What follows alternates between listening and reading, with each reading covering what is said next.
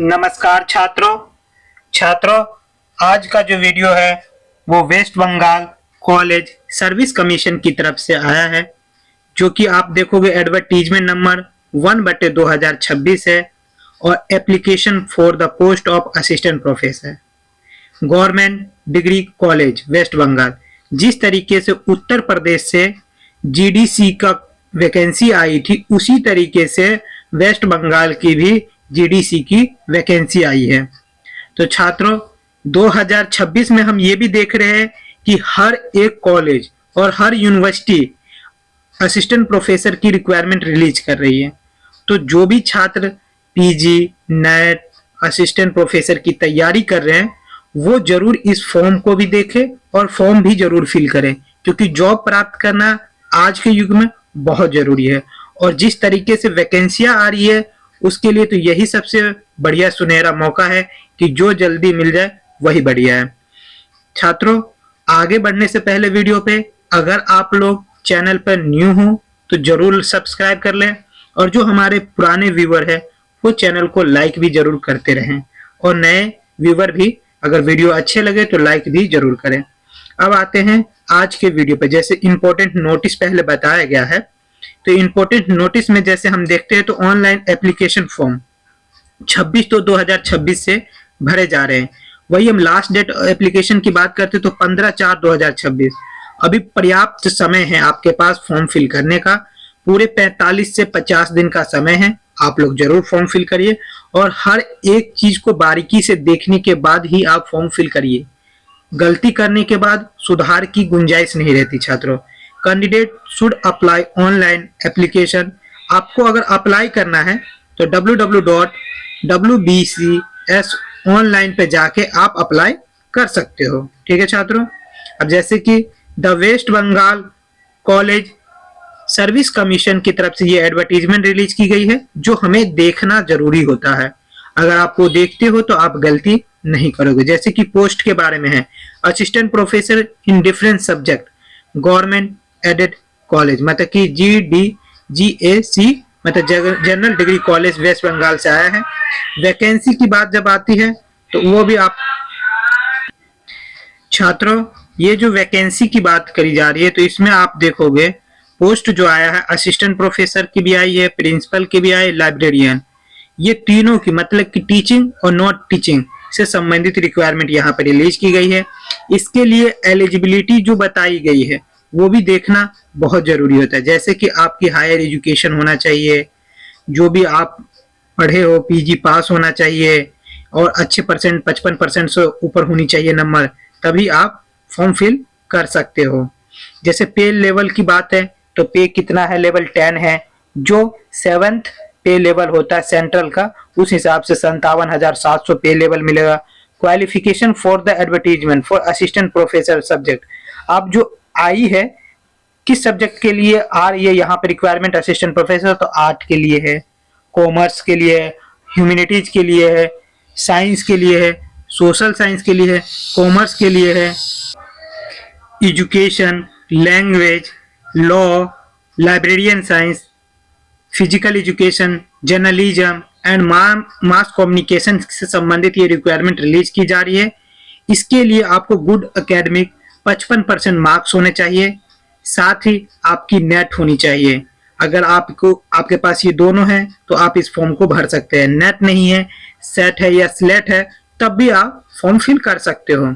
दूसरा जो assistant professor से संबंधित ही है, music, performing art, visual art, other traditional Indian art form like, तो ये भी जो है फॉर्म निकली हुई है यहाँ से भी, और ये भी जो छात्र इंटरेस्टेड है वो जरूर इससे संबंधित भी फॉर्म भरे। इसके लिए भी आपको 55% मार्क्स होने चाहिए गुड एकेडमिक रिकॉर्ड के साथ, साथ ही आपके पास नेट होना चाहिए। अगर बाई चांस आपके पास नेट नहीं है, CSIR नेट भी नहीं है, तो आपके पास स्लेट या सेट है, तब भी आप इस फॉर्म को फिल कर सकते हो। अगर उस सब में भी अगर आपका नेट और या समझो पीजी में अच्छे नंबर नहीं जुड़ रहे हैं, लेकिन आपके पास PhD है, तो आपको क्या है कि तब भी आप फॉर्म फिल कर सकते हैं। रिलैक्शन में जब हम देखते हैं मार्क्स के, तो 5% मार्क्स किसको कम दिया जाएगा, जैसे कि कोई 55% नहीं है, 50% है, तो वो भी भर सकते हैं। जैसे कि आपको पीएचडी में 55% नहीं है, 50%, तब भी वो फॉर्म फिल कर सकते हैं। इस तरीके से आप अपना फॉर्म फिल कर सकते हो और समय रहते ही आपको फॉर्म फिल करना चाहिए। समय जाने के बाद उस फॉर्म फिल करने का कोई रिस्पॉन्स नहीं। जैसे पीएचडी की बात करी जाए, पीएचडी आपके पास है तो डायरेक्ट आप फॉर्म फिल कर सकते हो। उसके लिए ना तो नेट की जरूरत है, ना आपके पास सेट की जरूरत है। अगर पीएचडी है तो भी आप फॉर्म फिल कर सकते हो। जो छात्र एज की बात आती है, एज जो होता है फैक्टर रखता है कई छात्रों के लिए। जैसे अपर एज लिमिट 40 साल से ज्यादा एज नहीं होना चाहिए। अगर किसी साल का 1 जनवरी 2026 तक अगर यूआर में है तो उसके 40% ही होने चाहिए एज। अगर कोई रिलैक्सेशन की बात करी जाती जैसे एससी एसटी कैटेगरी के लिए, यहाँ पे रिलैक्सेशन 5 सालों के लिए। अगर उसके पास जाति पत्र प्रमाण पत्र है तो उसके लिए 5 सालों का रिलैक्सेशन है, और ओबीसी के लिए 3 सालों का। लेकिन नॉन क्रिमिनल लेयर होना चाहिए तो वो ओबीसी में तो वो आप भर सकते हैं। जो फिजिकल जो मतलब पीडब्ल्यूडी है तो उसके लिए 10 सालों का रिलैक्स दिया गया है छात्रों। तो एक सुनहरा मौका है, एक अच्छे वैकेंसी भी आई है, आप लोग जरूर फॉर्म फिल करिएगा। दूसरा, लैंग्वेज रिक्वायरमेंट की बात है। कैंडिडेट शुड हैव जो उसको स्पोकन रिटेन मीडियम जो है आनी चाहिए, कहाँ, वेस्ट बंगाल की। अगर वो आती है तो वो इंटरेस्टेड होना चाहिए। रिजर्वेशन के लिए आप देख ही रखे हो, एससी एसटी कैटेगरी के लिए वहाँ के जो गवर्नमेंट है उसकी मतलब वेस्ट बंगाल की वहाँ का होना चाहिए, तो वो तभी वो फॉर्म फिल कर सकते हैं। अगर वहाँ का नहीं है तो नहीं कर सकते। सेकंड, 8वां जो पॉइंट है, application fees and mode of payment. Application fees जो है 2500 रुपया जनरल कैंडिडेट के लिए है, 1250 रुपया जो SC ST OBC EWS सभी कैटेगरी के लिए है। तो ये सब देखने के बाद ही आप फॉर्म फिल करिएगा। PWD भी 1250 रुपये पे करेंगे। इंफॉर्मेशन एंड इंस्ट्रक्शन, इसमें कुछ इंस्ट्रक्शन है जो देखना जरूरी होता है। Candidate for the post of assistant professor applying in subject in which they did not obedient their master graduation. अगर किसी भी छात्र के पास डिग्री नहीं प्राप्त हुआ है तो वो व्यक्ति ये फॉर्म फिल ना करें।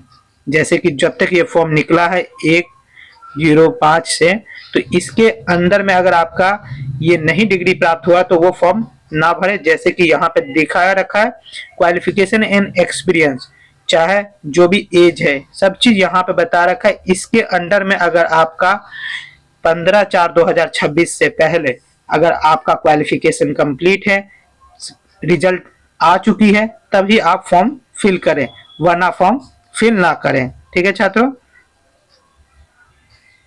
जो मोस्ट इंपोर्टेंट है हम उस पर बात करेंगे। Particular and certificate requirement, only self attested photocopy. जो भी छात्र जैसे कि SC ST EWA ये जो है मस्ट डिफरेंट है, उसके लिए सेल्फ अटेस्टेड होना चाहिए। एज का जो प्रूफ है 10th का वो होना चाहिए। ऑल क्वालिफिकेशन सर्टिफिकेट के भी सेल्फ अटेस्टेड होने चाहिए।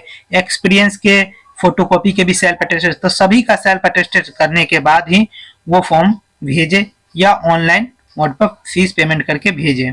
तो सेल्फ जब भी अपलोड करें तो उन सब पे आपको सेल्फ अटेस्टेड होना चाहिए। ठीक है छात्रों, एलिजिबिलिटी चेक लिस्टेड, तो यहाँ पे क्या है, जो भी एलिजिबिलिटी है वो आप चेक कर लीजिएगा, फिर आप सबमिट करिएगा। अगर नहीं है तो आप मत करिएगा। ठीक है, इतना ही है छात्रों। और ऊपर मैंने बता ही दिया था आपको जो वैकेंसी जो निकली थी, जो बताया गया था असिस्टेंट प्रोफेसर पोस्ट, तो उसमें जो आर्ट्स कॉमर्स इन सब से बता दिया था वही वैकेंसी है। पूरी तरीके से हिंदी इंग्लिश इस तरीके से नहीं बताया गया यहाँ पे इस सर्विस कमीशन में। तो आप लोग उसका वेट करें, और नहीं तो शायद यही है जो कि आर्ट कॉमर्स साइंस इस तरीके से बताया गया वही लास्ट है। अगर वीडियो अच्छा लगे तो लाइक सब्सक्राइब जरूर कर दीजिएगा। धन्यवाद छात्रों।